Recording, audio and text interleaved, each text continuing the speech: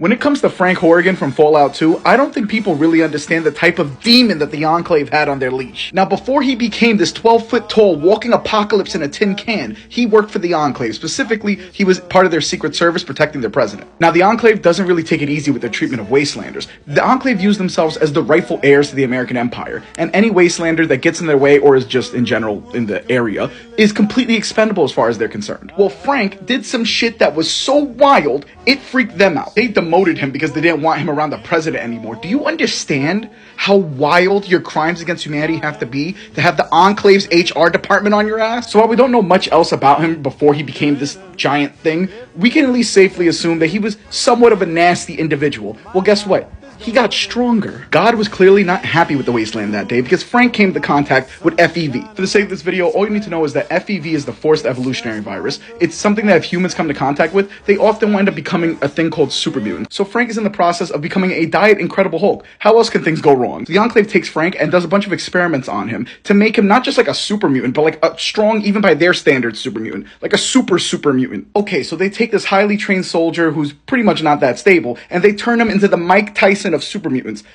Okay, at least that's it, right? Wrong, because you know power armor, that thing that you saw on the Fallout show that was just turning people into paste? They put this monstrosity in power armor. And if that wasn't bad enough, because he is significantly larger than a regular man, they have to build him a custom set of power armor that, if I remember correctly, was nuclear powered. Oh, and just for good measure, they sprinkle in a bunch of little cybernetic enhancements all throughout his body and also hook him up with highly advanced prototype weaponry. To help put into perspective how powerful Frank is after this cacophony of upgrades, are you familiar with Deathclaws? These giant mutated carnivorous lizards that if you ever played Fallout New Vegas, you probably have fond memories of them jumping you outside of Good Springs. This is one of the most dangerous creatures you could come across exploring the wasteland. Frank punched one, and it fucking died. And when I say Frank punched it, I don't mean that he like charged up an attack and gave it everything he got to just barely knock it out.